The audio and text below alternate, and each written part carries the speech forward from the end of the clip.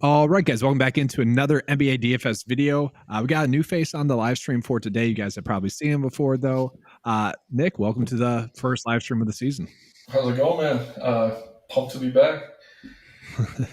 But let me introduce myself, I guess, for those who don't know me. I know a lot of you who've watched the Occupy channel for the past couple of years have probably seen me on the morning NBA strategy videos that you and I were doing solo last year. I also did a bunch of MLB videos throughout the season. We had one before the playoffs. But been with Occupy coming up on 2 years now, I think. It's been over a decade playing DFS, so it's definitely a second language to me, or maybe a first language at times. But yeah, very much looking forward to the season. Interesting little 2-game slate tonight, though.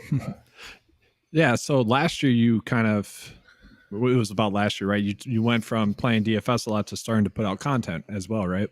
Yeah, I mean, I've done some stuff on the side through the years. Like, I have a small Discord that's mostly just buddies, like 20 of us that I don't advertise. But but there's other things I've contributed to sites, just freelancing mostly. But it's nice to land with Occupy, somewhere I can consistently put out content instead of just pieces here or there.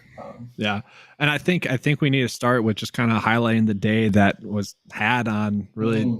For all of Occupy fantasy members, it seemed like the Discord was blowing up. A lot of that was due to the Jalen Duren call, but no, there's the model killed it. It was a good call. The only good one of the year. No, this is one screenshot I just have pulled up here. Someone doing well. There was so many green screens that we saw in the Discord. It was great. Shout out to everyone that played well.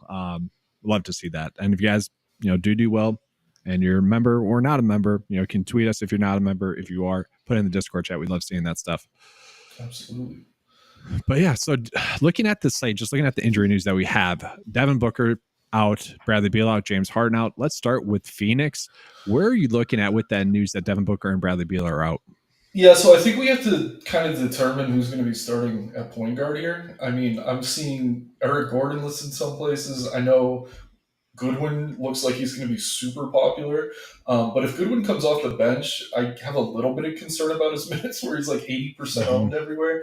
I trust Gordon more. I mean, first and foremost, I kind of glossed over Durant. He's going to see the biggest usage bump here. I think his usage was over 35% last year with Booker off the floor. So no Beal either, obviously.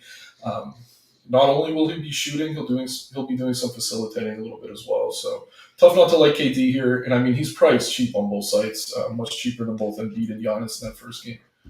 It's super easy to fit him in, especially on FanDuel too, where he has small forward, power forward eligibility. That helps a little bit more. But yeah, even on DraftKings at power forward, it just feels like someone we need to roster.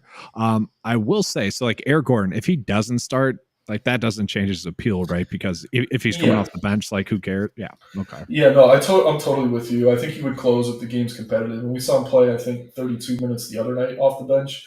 And that was with Booker in. So all signs point to lots of Eric Gordon minutes regardless.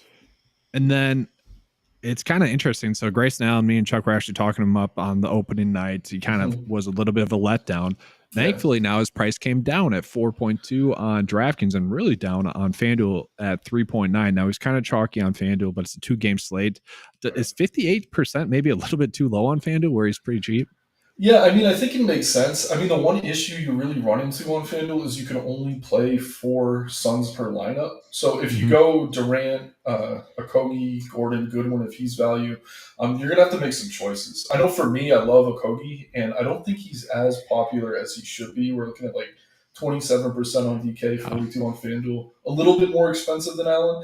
But yeah, I mean, I like Allen as well. It's just you got to kind of pick your 4 Suns. I do think Grayson's good here. I wish the ownership was less than 50% on FanDuel, but on a 2-game slate, I mean, we're speaking in relative terms compared to the bigger slate. So I think he's fine on both sides for sure. It's just a matter of which Suns, because I do think you have to load up on Suns tonight to fit in at least 2 studs, maybe 3, depending on how stars and scrubs you want to go. And we'll get into the lineup process of it a little bit more here in a second, guys. But let's touch on the James Harden news. So did you see it? He apparently showed up to the airport or to the team plane, and they're like, no, you can't come on the plane. Yeah, man. I'm a Nets fan, and we dealt with all this crap last year. And Ben Simmons, say what you want about him, but I think we're winning that trade at this point. I mean, yeah, the Harden stuff's just ridiculous. It sounds like he didn't want to be with the team, trying to force a trade to the Clippers. But then the 76ers realized we're going to get no value for him. So we have to maybe put him on the floor, show that he could play, that he's in shape, and then maybe make a trade. So maybe Morey and Harden are on the same page now that way. I don't know for sure. Who knows with this guy? But yeah, he's going to be out tonight, and maybe he gets fined and the Sixers get fined, but I don't know. I think it's weird that he wants to be back with the team, though. I think that's just smoke and mirrors so they can make a better trade. It honestly seems like he's trying to strong arm them just because of the new, NBA rules with that stuff. It's weird. Yeah. I mean, it's par for the course with him, though. He complained his way out of Houston, got really fat, and then traded to the Nets. And then when that didn't work out, now he's in Philly and doing it again. That was a fat suit. I'm firmly with that. Yeah, man, it's tough to say, but yeah. He's a tough guy looking at though, so like Embiid is kind of a value, like really regardless of if he was going to be active or not, but it really seems like he's someone we could be going in on. Maxi is definitely too cheap, but who else is it? Middleton you're looking at the most? Maybe Tobias Harris, who seems probably correctly priced. Kelly Oubre, we know he's someone that gets out there and chucks. Who really is the top, like other than Embiid and Maxi? We know that who's the next best play there. Yeah, I mean Embiid and Maxi are great. I do think it's Middleton that's next in line. I'm expecting him to be starting alongside. But the thing is, they brought in Pat Beverley, who kind of is a wrench in the gears here. Right. I'm not going to like Melton as much coming off the bench, but everyone knows he's a far more productive fantasy producer than Pat Bev is. So even off the bench, we're seeing 27% ownership on DK. I might need to refresh this. 38 on FanDuel, according to our model right now. That seems too low to me too. Like right in that same range as Okogie. And like I think you have to eat the chalk with some of the studs tonight, guys like Durant. We'll get into this more. So in those secondary plays, I think that's where you're getting different. Like some of the dirt cheap value stuff to get away from. Some of the studs are tough to get away from, but if you could get like a little bit of an ownership discount in this range, guys like Melton look excellent to me. I really do like him. So that's one of the things that really stood out to me. One, when I was doing my preliminary research today, I thought he would be a good play, but now looking at his ownership, I'm like, okay, he's a great play because he seems kind of low owned. Yeah, which tells me Pat Bev might be over owned as the starter. Yeah. And man, he's one of those guys like. Not a good fantasy producer, but every time I don't play him, it seems he decides he can hit threes for a night. So I'll have a little bit of exposure to Beverley, especially in his first game with the team. He's a weird dude. But a lot of those teams right now. That's the Taurean Prince conundrum that we'll have tonight too, as well. It's like, all right, is he going to make threes or miss them? But we do have a question coming in from Jose here. He says, "You think fitting three studs is better than a more balanced build?" Probably tonight more studs just because they're cheap. Yeah. No, I agree. I think it's because Durant's price is like a tier lower than the super expensive guys. Like it's tough to fit Giannis and AD and Embiid, but if you go down to Durant, who's probably the most popular stud as he should be, then I think you can fit three. It's just a matter of how many risks you're willing to take. I know I built a dummy on FanDuel that had Giannis, Embiid, and Durant, and I had a couple guys in there I didn't love, like maybe PJ Tucker, a guy like a little more Yuta Watanabe, but you're going to have to take some risks to fit three. But yeah, I mean, if we get the right guys starting, like if I see Melton starting, and I know he'll be my most expensive guard, and Goodwin starting too, then I think it's more doable. But yeah, it really depends what you're doing with those other spots. Yeah, I would say just with Giannis and Dame too, we're kind of probably taking more of a wait and see approach there. So it's kind of easy to go Embiid, KD, and maybe AD if you want to because they're so cheap. Bingo. Yeah, that's the best three combo. I think you're right.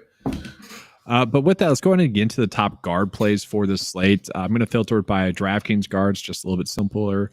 It is a small 2-game slate, guys. It's like the opening night slate. It's going to be hard to really differentiate. I would say the concentration is just on putting the best lineup out there, knowing that you're going to close with probably a unique play here or there. That's how I'd plan on it. Now, we're looking at the ownership here. Jordan Goodwin coming in at 74% projected own, and we're only projecting him at 22, 23 or so minutes. Is that one of those situations where we could be underweight on the field, or do we really need to go all in on him because he's 3-2 and it really doesn't matter how much like he plays because he should be able to get 5x, 7x at this price tag. Yeah, I mean, it's tricky. I think it comes down to build. Like, if he's the difference of you getting that third stud in there, it's going to be tough to avoid. But at the same time, if we get a couple of these lineups to come out and there's two guys slightly more expensive, he's the first piece of chalk I'm willing to move off of. Like, yeah, I'm not rushing away from Eric Gordon. Allen, we saw the floor, but at the same time, he's probably going to play more minutes than Goodwin regardless. So yeah, it is tricky, but I don't think he's like some lock is chalk unless he's starting. And I don't even think that's a guarantee. And I think a lot of people are going to build with the early game not having that Suns lineup as if Goodwin's starting, and he's still going to be a good play regardless. But I don't know. I just leave some wiggle room on the back end because he's the first guy I'd be happy to come on.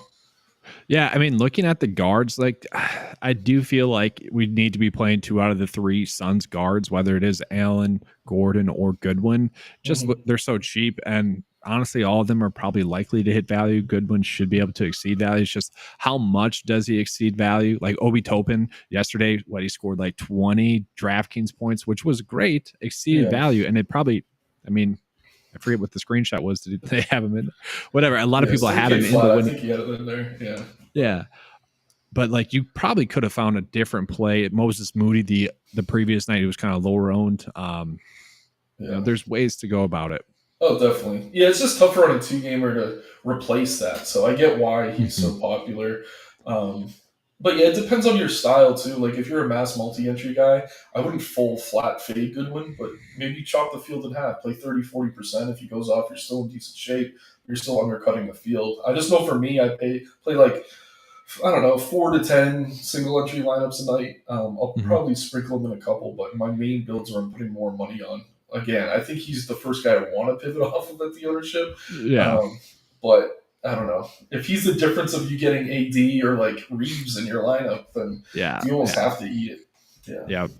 That was me. So like on the opening night, I was trying to get cute with it with the Torian Prince ownership, and then it came to like sitting in my lineup, and I'm like, this is stupid. Just play this card. Yeah, he hit 3. I did the same thing. I had him in a couple, but he hurt me a little bit. He hit like 2 threes in the first like 2 minutes. It was instantly until it's like, oh, okay, we're back.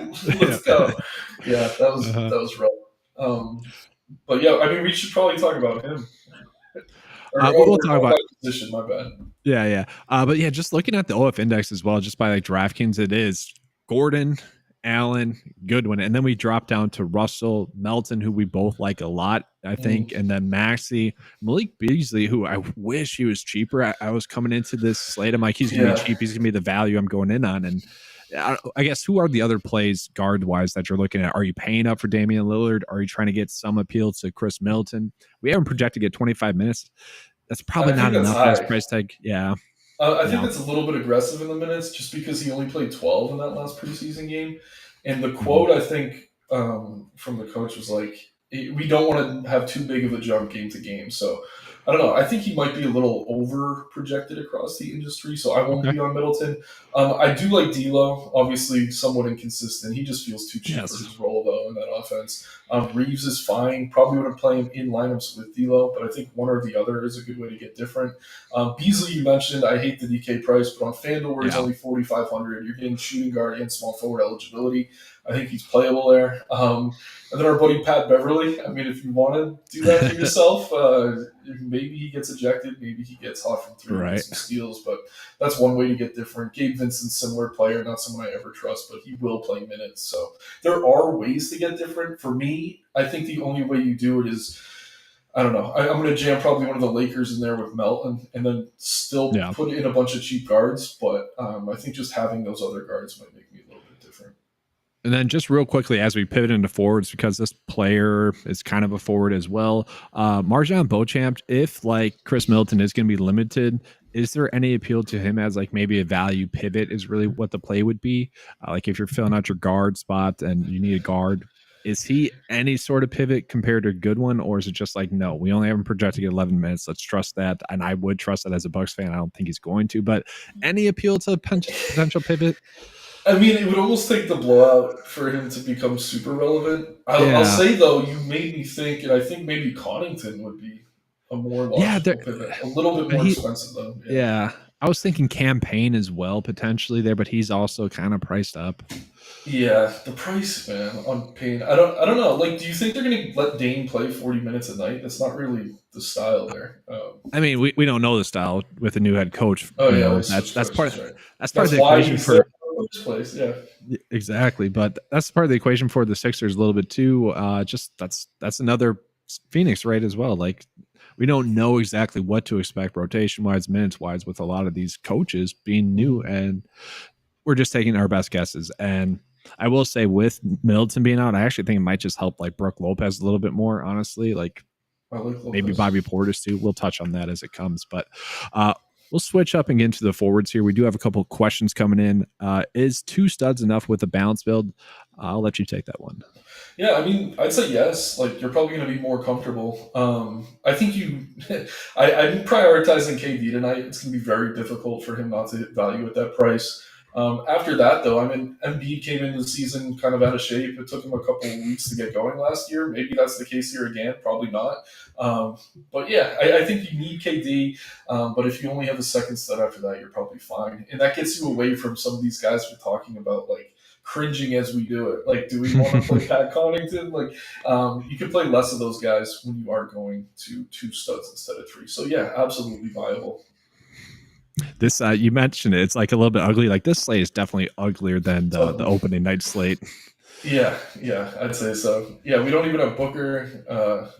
And the other thing too is we haven't seen two of these teams at all yet. Mm-hmm. So there's a lot of questions. And you had like Damian Lillard. We'll touch on Giannis here. Well, I'll just start with that. So like high usage player, right? Like Giannis has never played with another player that has this high of a usage rate. Like sure, when Chris Middleton gets hot, Giannis might suck a little bit, but that's also part of the equation as well. If Chris Middleton gets hot, like, are we really trying to pay up for Giannis at 10.2?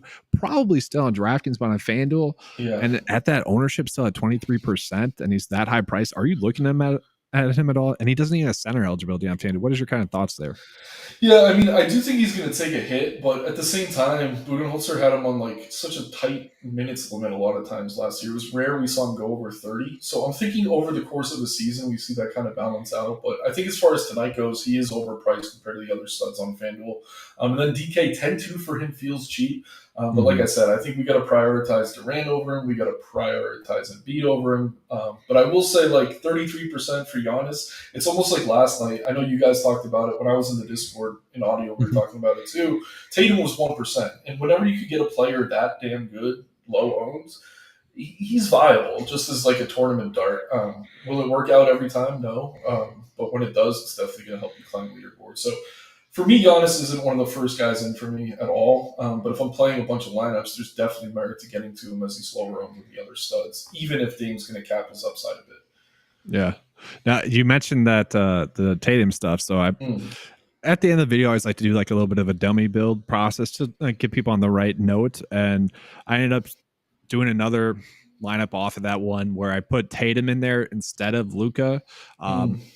But the whole reason I did that is because I want to get off of Evan Mobley, which ended up working out. But it's funny how like it, but it didn't at the same time because Luka went off. It was just kind of funny. Like correct. Yeah, you still do the right thing, but then the chalk can hit as well, and that's the thing about NBA. A lot of guys make value on those slates.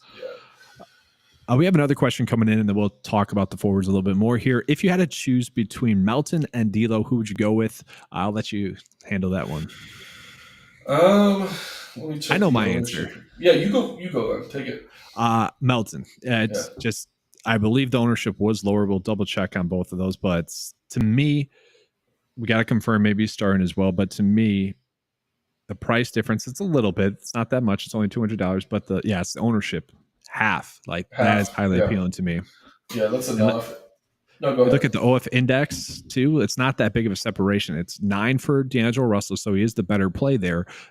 Whereas the OF index has Melton at 8.2, but you gotta look at the ownership there. Like that is a pretty good ownership leverage spot there for not that big of a difference on paper. Yeah, and I have kind of a cop-out answer. If Melton starts, it's Melton. If he comes off the bench, I think Russell's the safer play if you're looking for floor. But it kind of depends on your playing style, too. Like, if you want to climb big tournaments, you got to take risks. So Melton in that breath is probably the play there. And chances are there's probably not a big separation, too. You know? No. But looking at the rest of the forwards here, sorting it by the OF index here, it actually has LeBron as the slightly better play. And then KD, they're at similar price tags. Then you got Tobias Harris, Okaji, you got Middleton, Allen, Taurean Prince popping up there, Austin Reeves, Bobby Portis, and then, just a bunch of random values that you could be on. To me, the two that stand out, Taurean Prince at a low ownership today, and then actually Tobias Harris at also kind of a low ownership. What are kind of the standouts to you? Yeah, I'm with you. I think those are both solid plays. I talked about him at the start of the video because he's guard eligible on FanDuel, but Josh Okogie is one of my favorite plays tonight. I think people are going to see the price came up a little bit and shy away, but I'm just a fan of the player. I like what he does on the floor, crashes the rim, gets you putbacks and things like that, which are always great in DFS. So Okogie for me really stands out. I'm with you on Harris. I'm with you on Prince. One guy I'm still torn on is Oubre. I want to see what his role looks like. Yeah. But 2% owned on DK. And while it's a terrible price, I mean, if Harris gets in foul trouble or something, I don't know. Pat Bev gets ejected, maybe he gets a few more minutes. He could be someone who we've seen get hot before. And if you can get a guy sub 5% that can shoot on a 2-game slate in large field, he makes sense. Wouldn't play him in any single entry small field stuff, but Oubre is someone I'm keeping an eye on, if nothing else. So that's exactly what it is as a play. I think he's coming in off the second unit most likely. He gets hot with that second unit, then earns kind of a extended minutes there. I don't think that's a crazy thought. Like if he, in that second unit goes 6 for 6, they're probably going to give him some extended minutes. And we know it's Oubre. Like that's what he does. Absolutely. One other one I just want to touch on. You brought up Prince. I think if Prince was more popular, I'd probably like this guy more. But Rui, kind of a similar situation. When he gets hot, he gets extended run. Or if AD or LeBron are banged up or in foul trouble, he gets extended run. So he's another guy very similar to Oubre, but even cheaper. Both very risky. Wouldn't be playing them in any sort of cash formats. But those are two guys with lots of upside for their price and low ownership. This almost does feel like a slate where we probably need to be a little bit more risky than we probably have been the first two nights, just because there's nothing other than Goodwin. There's like nothing definitive in terms of that's the play we need to be on, other than KD and stuff a little bit here and there. But like the other ancillary players on the slate, I wouldn't say there's that many definitive stuff. We did have another question. Does Bobby Portis benefit from Lopez's foul trouble? And do you bank on something like that, foul trouble? I typically don't. No. And the thing about Lopez, I mean, I'd have to look at historically, but I don't know. He doesn't do terrible against Embiid. I mean, he's a guy who plays a lot around the 3-point arc, which is funny, but he was in contention for Defensive Player of the Year last year. He's not a guy I'm too worried about with foul trouble. Jaren Jackson Jr. last night, I was a little worried about. Had some Tillman lineups without Jackson that worked out for that reason, but Lopez doesn't fall in that category for me. I mean, Embiid can put anyone in foul trouble, but he's a vet. He knows what he's doing there. He's not going to be over-aggressive if he has 2 fouls on him early or anything. What's more likely, and we'll segue into the centers here. What is more likely, Giannis and Brook Lopez getting Embiid into foul trouble, or Embiid getting Lopez into foul trouble? Probably Giannis.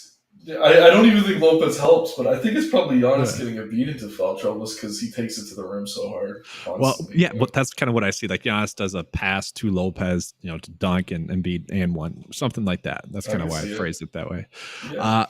But yeah, switching up into the centers here, we'll start with Embiid. Embiid is at a very good price tag, and given the value that we have, we probably can fit him into our builds. He's not as chalky as I would have thought originally. Is that just due to the pretty good center plays that we have in the slate? Yeah, I think that's a part of it. It's also the matchup. But yeah, I mean, when you're comparing him to the Lakers guys, like he's not sharing the usage with Harden tonight. Giannis is sharing with Dame. The Lakers, LeBron and Davis are sharing with each other. So as far as the studs go, Durant stands out for that reason, but he's not a center. Embiid is. And yeah, I agree. I think sub 50% on DK is surprising. Definitely like it there. Worse on FanDuel at 41 too. It's kind of sticker shock for me there. Oh, yeah. Oh, I thought I had him flip. Or I guess I have him flip. But, yeah, I mean... sorry. No, you're right. My bad. Yeah, it's really surprising on DK because you can play 2 centers. So I love him on both sides. Like I said, after Durant, I think the second guy in for me is Embiid if I'm building studs first. And it has to be because people are looking at Yusuf a little bit more on this slate. He's at 47%. AD's at 52%. Yeah, But that 6-1 on Nurk does seem low with Booker out for sure. He's a guy and who, Beal's. yeah, Beal too. I mean, we haven't even seen him with Beal in or out yet, but yeah, same point. I mean, Nurk, he's had big games on the offensive end. It's not like they're really pushing him as far as minutes go, but 6,100 does feel too cheap for him. And I mean, Lopez, 7% owned, another guy who always gets overlooked. Usage won't So be cheap. that high for him, but that's cheap. Well, let's get into the point I wanted to make with Chris Middleton potentially being on a minutes limit. That's just another let's do it. It's Giannis, Lillard as the top two players, then Middleton clearly, and then probably Brook Lopez and Bobby Portis a little bit. Let's toss them in there, but they're both pretty cheap. And if like Middleton is only playing 20 or so, 27 or so minutes, one of those two players is going to have a pretty good game, it seems like. And my bet would be on Lopez, who is projected to get 6 more minutes than Bobby Portis.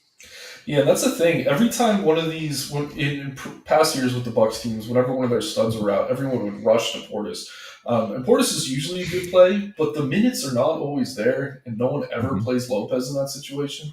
And he seems to benefit just as much. I'd have to check the Wowie numbers, but yeah, like Lopez, I do like Portis because he's not all that popular, and you also get him at power forward. But he's risky. I don't know. I don't think he's safe here at all. No, just because risk reward. Yeah, and again, new coach. I mean, hopefully that means he's getting more run in these situations. Yeah. There were times last year where he was kind of run off the floor, which is frustrating. I was following the preseason, and I felt like I did not get the best indication of what's going to happen this year. Yeah, it's tough, just man. like in general. Yeah, I mean, we know who the top four are. Like I said, Portis is going to be a good 6 man, but like it just seems like a toss up for the first game at least. We'll figure it out 2 games down the road, but. Hopefully. Yeah, right. Hopefully. Any love for Paul Reed or Christian Wood? Christian Wood only 15 minutes. Paul Reed only 17. Paul Reed's kind of cheap. Christian Wood's at a low ownership. Yeah, I mean, Paul Reed is the backup center there, and if they're not going to push Embiid against a big team in Milwaukee, he's going to have to be on the floor. Again, is he safe? No. Is he over-owned? Maybe a little bit, 20% plus on DK, 18-ish on FanDuel. But I do like him, and I trust him more than Wood. Wood's a good player, but I don't think he's really earned many minutes yet, and he's playing behind both LeBron and AD, so that's going to be tough for him. But I do like Paul Reed as value. And I also don't mind Eubanks because he can play a little forward here as well. So not much Christian Wood for me on a 2-game slate. It's not insane. But yeah, I guess Paul Reed, Eubanks, but I really do like Embiid. I'm gonna have trouble not loading up on him at center for sure. I agree. And then lastly, we got PJ Tucker. Any thoughts on him on this slate? Nope. No, I'm just kidding. Tucker's he's like a worse Torian Prince if you want to make that comparison. Yeah. I mean, he's a good defensive player. He's a glue guy. If you have an NBA team, he's a good guy to have there. But for fantasy, he's terrible. There's the occasional game where he hits 2 threes and has a steal, and people think they make the right play, but for me, it's never PJ Walker for me. Unless it's like I could fit 4 studs if I pump every position and get PJ Walker. And I was just about to say that though, because you got Goodwin, you got Tucker. Like if Tucker gets us 12 at this price, not even 10, let's just set the bar low. 10 at this price tag, you can easily fit in with the saw price. I'm actually going to try it here real quick. Yeah, let's do that build. Maybe throw Yuta in there too. Go real stars and scrubs. And sure, be able to make it happen. I don't know. We might not be able to fit all the studs in there because. But yeah, if you're playing Tucker in a balance build, do not. If you're playing Tucker in an extreme stars and scrubs, that's the only time I think he's relevant. I'm just trying it. So yeah, we can't go Utah because then we can't fit KD in there. Oh, okay. You know what I'm saying? Because we definitely want to fit in, and Giannis, we probably want to fit in as well, right? Like we would say that's. Or who would be the next best stud to you if it's not Giannis? Well, we already have Embiid, Durant. We'll go AD. Giannis. Yeah, you can go AD. I'm actually a little excited about this. It's fun. Yeah, this doesn't look 3.8 left over. Almost works. Yeah, Grayson Allen. You can go 3.5. 3.5. Oh, champ. There we go. That's ugly. Boy, that is ugly. It almost works though. I mean, if we came down off Maxi for like Melton, you might be able to get off Champ. Something like that would work. Yeah, and you need a lot to go right. Like, not only do you need the scrubs to go okay, but you need the studs to be worth it. So, I don't hate it. That's the only path. Yeah, I think I'd rather go like 2 studs or get a little bit more balance with the guard positions like we were talking about. So I'll get into a couple of questions here, and then we'll kind of show you guys what the actual possible build process could be for this slate. The Sixers don't have any size for Giannis at power forward position, so pretty much that was more of a statement. But do you agree with that? Like Giannis should be able to feast, or Brook Lopez for that matter? Oh, my bad. That's on me. Yeah, so Giannis with his their Sixers don't have any size. So will Giannis and Bobby Portis or like Brook Lopez, will they benefit from that, or is that just something we shouldn't be looking into right now? I mean, I don't know. I think it's a little bit too in the weeds for a slate like this where we only have a few moving parts to begin with. I'm not too concerned with anything like that tonight. Yeah, I gotcha. All right, I got the screen fixed. That's on the fly editing right here. Very nice. Yeah. And then let me just see some of the other questions that we have coming in. Beverley or Melton? Melton. Okay. Even if Beverley starts, it's Melton for me. It seems like we're gaining a lot of Patrick Beverley talk. I'm wondering if like anyone else in the industry is like really talking him up. It's kind of interesting to me. Yeah, I mean, they probably are. I mean, if he starts, he is a guy who's probably going to play 30 minutes, and that alone, like even at 0.6 fantasy points per minute, can get you close to value. But again, it's the type of player when he's chalk, I just never want to play. Is he chalk right now? Probably not. I would have to let me pull it up here. Yeah, he's 1% owned on both sites. 1% sure. But I don't think that holds, especially if he starts. And we should have that lineup soon if it's not already out. Well, if we sort by like pricing, like you'd rather go like even Connington, but Eric Gordon, Prince. Gordon for sure. Yeah. One player we didn't mention, Jay Crowder. We only have him projected to get 16.7 minutes. That is, and this slipped my mind, that is one of the ones where I wanted to mention with Chris Middleton potentially being limited. We saw that Mike Budenholzer didn't like him, didn't want to play Jay Crowder.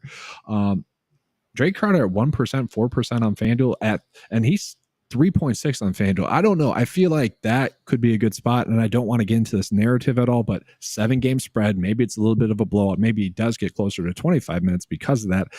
Is that like just stupid? Like I like that more than Marshawn. Yeah, I mean, the thing with Crowder is like when he gets minutes, he's not bad. It's just he pisses off every coach he's ever had. I mean, we saw it in Phoenix, we saw it with Bud. Even when he was in, I think, Cleveland briefly. He's been everywhere, right? Yeah, but I mean, on this slate, I'm more comfortable clicking his name than some of the other guys we're seeing really cheap drawing ownership. Like, I don't know. I'd rather go to him than Tucker. I'd rather go to him than Vincent. Yeah. I don't feel great about any, but yeah, no. I mean, to get a little bit different. I don't hate it. And again, with the coach, maybe he falls in favor. I really like that on FanDuel where he's 36. Like both forward positions too. You could go small or power. Yeah, it opens up a lot there.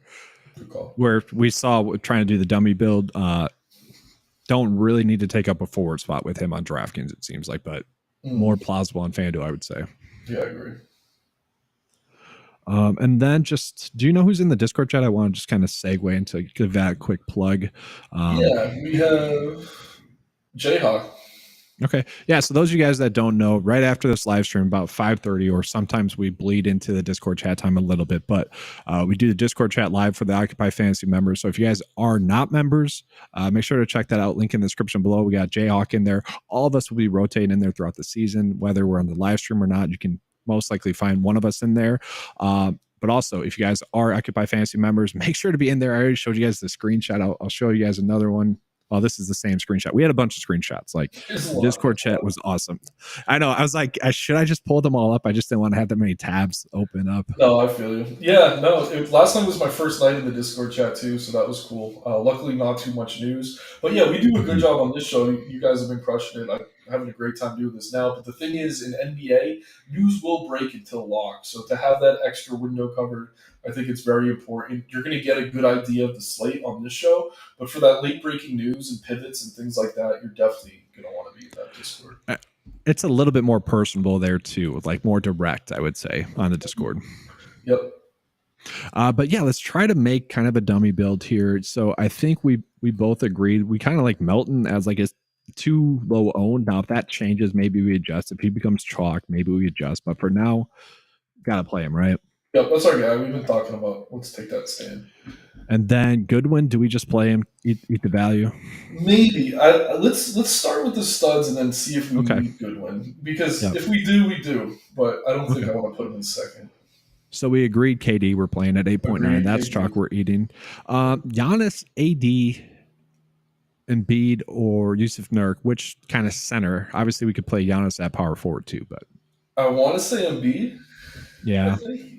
I think he comes out better this season than seasons past, and 40% on DK seems low. Yeah, I agree. And then just looking at it, like point guard wise, I don't think we need to force it.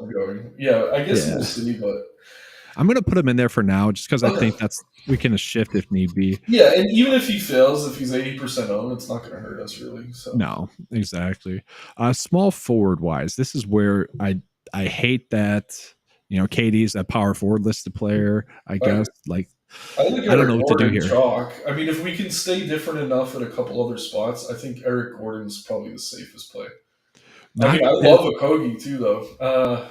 I need to look at Grayson Allen and Eric Gordon again there, just real quick. Yeah, throw Okogie in that mix too. I think it's you're right. Super similar. So we look at the OF index. It does have Okogie first, and then Gordon, and then Allen. Let's see value wise. Okay, so we're gonna go Okogie. And he's the lowest ownership of the three, so Okogie. He is. Let's go. Okay, yes.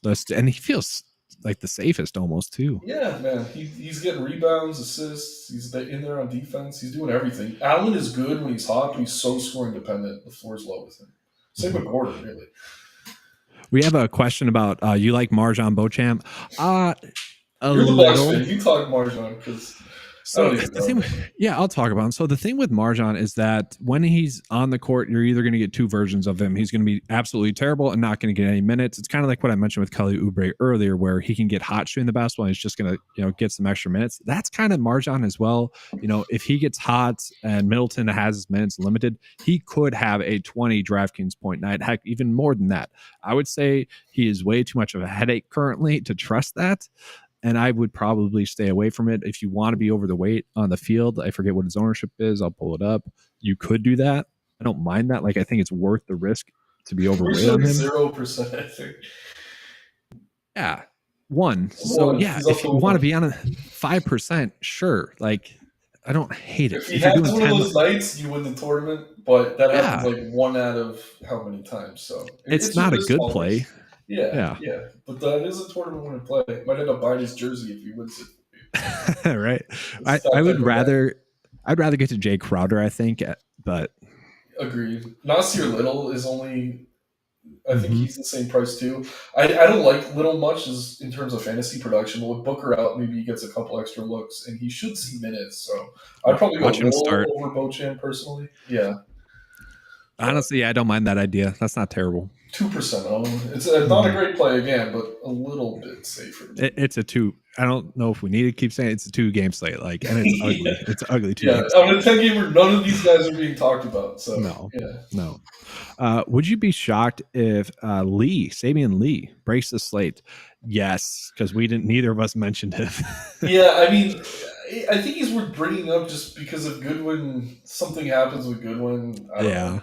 Then Lee would be the next in line. But is that the only way you get off a good one? It's hoping that he gets injured or foul trouble. I mean, yeah, if Goodwin starts, then he's really tough to avoid. I saw one site listing Gordon as the point guard, which in a perfect world is what I think they should do. But yeah, I think it's probably going to be a good one. But yeah, Lee is a logical pivot. I think if you're playing the super big contest, you'll see 2-3% on him because people will have that thought. He is on the roster. If it's a blowout or something goes left, then it could happen. Yeah. But again, that's a dice roll. That's a Beauchamp at guard, essentially, in my opinion. And I want to keep echoing this, guys. The slate 2 nights ago was much more we could maybe make one dumb suggestion, which I did with Justin Holiday, who ended up DNPing. The projections updated his minutes. I was very happy about that. We're not going to get that this slate. You might have to take a risk. That's just what it is. Mm-hmm. So we got a question about Jordan Goodwin's ownership. Yeah, it's looking like 75% on both slates. So, my cat. Hey, cameo. Yeah, I mean, Goodwin, like, I want to get away from him. He's that type of play, but, like, at the same time, it's like, can you? Probably not. Definitely not if he starts. But yeah, is he over-owned? Yes. Can he What would you hurt say is right, though? Like 65, probably? Yeah, and it gets funny talking, like, in these terms because you're still over 50% owned. So, like, but yeah, I think 60 would be more reasonable. But I don't know. It's just there are other value plays, but I think so many people are jamming 3 studs. If the games stay close, you're probably going to need them just to fit 2 big guys in there. So it's like we're doing here. Yeah, So like, it's not you love Goodwin. It's you love what Goodwin allows you to do. Yeah. And honestly, so I'm looking at this build that we kind of have going here, and I almost feel like Eric Gordon and Grayson Allen should almost just be in it, like Go for just it. Yeah, because I of the like value. it. And then there's 9K left over. Like you could go Lillard, you could go AD. Like I am perfectly fine with that. Like safety and late enough night outside. AD. I like. Or wait, let's look at ownership because we ate some chalk here. Who's highest owned? LeBron's the lowest owned, but are his minutes limited? It seems like it, but who the heck knows? I think LeBron decides that. Right. I know. Well, he was yelling at the coaches on the bench to go back in, and I don't think they let him. But I think AD is the smart play. Are we different enough with Okogie and Melton? Probably. I think Melton would be the biggest difference here. I don't know. Let's just click off of Eric Gordon there. We could pivot from him to Pat Connaughton, Patrick Beverley, who people were talking up for some reason. Like there's pivots you could make, or even go Grayson Allen in the guard and then get to Taurean Prince. I actually like that decently as well. That's not bad. Personally, I will say I trust Gordon more than Allen. But I think is it reflected in the ownership is the question. They're both really popular. But yeah, it was though. I believe Eric Gordon was a little bit higher. Yeah, but the data once again was saying. Yeah, I don't want to be a victim of recency just because Allen was a dud the other night. And especially with Booker out, he should be shooting more. But yeah, I like both. Josh in the chat's saying Suns are going to lose by 20. And honestly, it does feel like a slate in which we could be getting like 2 random blowouts. I don't know which way, but it does. I don't know. It kind of feels like that to me. Yeah, and I will say this, like, because we're getting started on the season, whenever you get in the business of predicting blowouts, it's tough, man. There was a game last year. It was the Bucks against, like, I want to say the Wizards with no Beal or Porzingis, and the Wizards won. Like, the Hornets have won games without LaMelo against the Warriors when they're healthy. Like, you never really know. So you just build to the median, you build to Vegas, and over the course of the year, some things will go your way, some things won't. But as long as your process stays sound, I think you'll end up in decent shape. But yeah, I could see the blowout, but for me, it's not something I want to weigh too heavily. I want to echo that as well. Like, as long as your process is right, don't differentiate from it. Like, have a plan in place and just try to execute that night in and night out, and you should be successful in the long term. Like, if it's wrong, yes, correct, but you'll figure that out. Like, trust the model, watch the videos, get in the Discord, and if you guys are asking the right questions and learning throughout the season, NBA is a marathon, not a sprint. I know we have NFL. I love NFL, but you're playing once a week. Like, NBA is every single day, sometimes multiple times. So it's really about refining the process and over a long period winning. It's funny you say that, though. After the first 2 nights, I'm like, I'm done. I'm done for the season. We're good. I don't need to play anymore. Yeah, I catch my 2 big lineups on FanDuel. I haven't taken anything down yet, but nice start. Quit while we're ahead, but no, this slate's a weird one, so it should be fun. It is. Oh, someone brought up a good point. It's like leaving money on your builds tonight. Is that an option? Yes, especially on a 2-game slate. On bigger slates, I don't like to do it because you can leave 100 or 2, but NBA is the most projectable. It's the most predictable sport because we have such large sample sizes. These guys play pretty similar to their minutes. So in other sports where you can leave thousands on the table, I play a lot of MLB. I don't do that in NBA, but on smaller slates like this, you could leave, I don't know, 2 to 1,000 even and be okay. Just make sure you're not taking too many cuts. If it's taking you off a stud that you could be fitting and you only have 2, but you're playing guys like Goodwin, it's probably not smart. But tonight's a good night for that if you can make it happen. Well, just for example purposes, like I would say like Middleton compared to Russell, there's probably not a big difference. And so that would be an example of maybe why you would leak Yeah, it. yeah. I'd rather play Russell than Yeah. Middleton if price wasn't even a factor. I think Russell has more fantasy points tonight, just because the minutes for Middleton concern me. And yeah, the field agrees. I was hoping he'd be a little more popular, but Right. 3%, 2%, 7,300 on FanDuel. He should be 0%. But We will answer these questions here. We got a few more left here, but I remind you guys, be in the Discord chat. It should be going live pretty much like now. 7, I think, because the slate starts at 7:30, so we okay. won't overlap today, so we're good. Okay, so yeah, we got enough time. So someone said they're doing Crowder and Utah in the same build. I don't know about that. That's probably too risky. If you're doing that, you should be fitting Embiid, Davis, Giannis, or something like that. Like, there's really no reason to do that unless you're, really going for that stars and scrubs. I don't love it, but I like Yuta. I did want to spend a little more time on him. I know the douche in our chat's a big fan. I like Yuta as a Nets fan. He's a Suns fan, so we were talking about him in there today. When he gets hot, man, he really puts up. And I know he took down a contest last year where he had like 25 points one game. And he's that type of player. If he gets hot, KD likes him. He likes to be on the floor with him. They have good chemistry. He's very cheap. But again, he's super scoring dependent. So if his shot's not falling, he's going to screw you.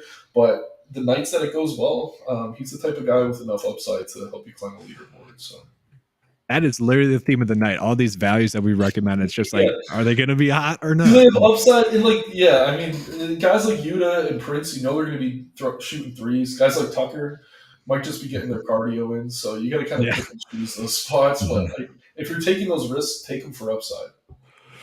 Someone's mentioning like Malik Beasley had a good preseason. Yeah, he's someone that I like. I think he's going to be a good value play on some slates. That is not the slate. He is priced up. He's priced correctly. I would have thought he would be at like 4.5-ish. That's not the case. Yeah, the FanDuel price, again, is a bit more manageable. You can play him at either forward spot, but it's tough to call him a priority over any of that Suns value. And I think that's what's keeping me off him. But yeah, he's a talented player. I mean, it's just going to be tough to get usage unless we see that he's really like leading that second unit or something like that. Which could happen, but I'm not projecting it that way yet. Okay. And then just let's wrap it up with some closing thoughts, and then we'll be getting out of here. To me, I just want to say, I probably won't be doing as much tonight. We got honestly Thursday Night Football. Check out the Occupied plug for that. If you're trying to get more exposure to just DFS tonight, we have that. You can take advantage of that. I don't know. I'm definitely more limited today than I was the two previous games. But Middleton, good when I like that. What about you? What are your kind of closing thoughts for the slate? Yeah, I mean, if it's another thing, we talk about bankroll management all the time, but if a slate is gross and you're really not liking it, then pull back. I'm going to pull back a little tonight. I'm not playing my full volume. But on the other end of that, and a lot of people don't talk about this, if there's a slate you love and there's a value guy you're really loving, play a little more those nights. And just make sure you're keeping track. But this is the type of night where I'm happy to pull back a little bit, so I'm with you there. Love the Melton take. Josh Okogie's my guy tonight. I think he's under-owned. Wouldn't be shocked to see that ownership climb. But yeah, Goodwin's kind of unavoidable as much as I want to fade him. Yeah. But if he's not in the starting lineup, maybe have some room to pivot so you can get off that super chalk. But at the same time, I mean, if you're fitting three studs and he's the key to do it, again, it's not that we love Goodwin. It's we love what he does in terms of roster construction. So tricky slate, better one tomorrow. So yeah, maybe save some of those coins for that one. And just real quickly, I realize I'm a Bucks fan. I don't know if many people know that. I haven't been able to get on a single Bucks player tonight, maybe besides Giannis. Yeah, it's tough, man. I know, and I was kicking myself last night. I'm a Nets fan, and I talked about Bridges a little in the Discord and Ben Simmons, and I was gonna talk about Cam Thomas. I'm like, I don't want to be a homer. This is my first Discord. Didn't play him, and he went off, and I'm so excited that he's the official sixth man now. Such a good scorer off the bench. But yeah, dude, sometimes you got to just take the fandom out of it. It's tough. I want to pick your brain on that real quick. So Spencer Dinwiddie was someone I was talking about like prop wise as a good like fantasy score prop. Is that a thing where maybe it's just more Cam Thomas than Spencer Dinwiddie, or is that just like a one game type of thing? Well, that's the thing, and the reason the Nets lost the game last night is because they closed with Spence, in my opinion. So it was probably good for the props, but bad for Cam. Spence is not going to be the leading scorer on that offense, even when Cam's off the floor. I think Bridges is really the focal point for that. Dinwiddie's going to do a lot of facilitating. So yeah, I think it's a different role than what we saw with Dinwiddie in Dallas, even next to Luka. But yeah, the closing lineup right now, I will say, is Thomas and Thomas is sitting. They have Dinwiddie and Simmons, Okay. and there's people in the camp of we don't want to close with Ben Simmons. We want Dinwiddie on the floor with Thomas, and then there's people from the camp of we want Thomas on the floor with Simmons. So it's yet to be seen. Vaughn has Dinwiddie closing now, though. And as we get a few more games, we could look at popcorn machine and things like that. But yeah, Dinwiddie's the closer for now, to the chagrin of some Nets fans. I love Dinwiddie, but man, how do you not have Thomas on the floor to close that game out when they're going back? I know. We did have one last question in here, and since the Discord doesn't start until a little bit longer, we'll answer it, or two, I guess. So, guys, please tell us what's going on with the Pat Beverley comments. Is it the ownership? Is someone in the Discord chat talking him up right now? Like, I don't know where. Is he alive, like flexing? Like, what is Pat Beverley doing? Honestly, it's Gordon. Like that's I know there's ownership difference, but like it's not like Gordon or even Grayson or those other Suns players are too chalk. So yeah, and Gordon actually shoots and scores the basketball. I mean, Beverley, maybe like on FanDuel he's better because you get blocks and steals, but even then you're chasing outlier performances. Maxi's going to be the one facilitating that offense, not Beverley. He's more in there as like I don't know, stock you up on defense. But yeah, I'm waiting to see if that lineup's out. I don't see it. For me personally, I'm not loving Pat Beverley here, even if he starts. I'd rather have Middleton. Definitely rather have Eric Gordon. Yeah, so honestly, like the one player I've been trying to get to and I haven't been able to get to as much as Maxi. We actually just kind of got a question about that. He's at a soft price tag too. It's just like the studs are also very cheap, so it's easy to pass up on him. But at the same time, he could easily go for 40 tonight and would be shocking. Yeah, and we saw that a few times last year in games with Harden out. Everyone would load up on Embiid, and then Maxi would go for 60. I think more often than not, people try to play both of them. But yeah, if you're playing a few lineups and you got some without Embiid, I think you want Maxi in those lineups that you don't have Embiid in. And maybe you're going to Davis instead for a little bit cheaper, something like that, as your second or third stud. I like Maxi a lot here. Really, really good player whenever he's getting the usage, massive bump when Harden's off the floor. So I think if you could fit him, do it. It's just he's a tier below the studs, and it's so easy to fit 2 or 3 of those guys tonight. He's kind of getting ignored, but at the same time, that's part of what makes him a good play. Only 35% over on DK right now. At least the last time I refreshed. Yeah, that's be refreshing the data up until lock. It does change it. Yeah, I have 3 times through the video. It's constant, right? Which is another reason to sign up. I mean, NBA, it is very important that you're constantly updating things. So. But yeah, guys, that's going to be all for today's video. We got a bunch of links in the description of this video. If you guys want to sign up for Occupy Fantasy, do that. If you guys want to be in on these live chats, make sure to hit that notification bell because we're going to be going live for every single slate. We're really trying to grow in the NBA DFS slate, and obviously we crushed it the first 2 days. Hopefully we do good enough tonight. Our expectations are not as high, but hopefully. Okay. Yeah, let's go Cody. Let's go Melton. And good luck, everyone. Hope to see you in Discord. All right. See you guys.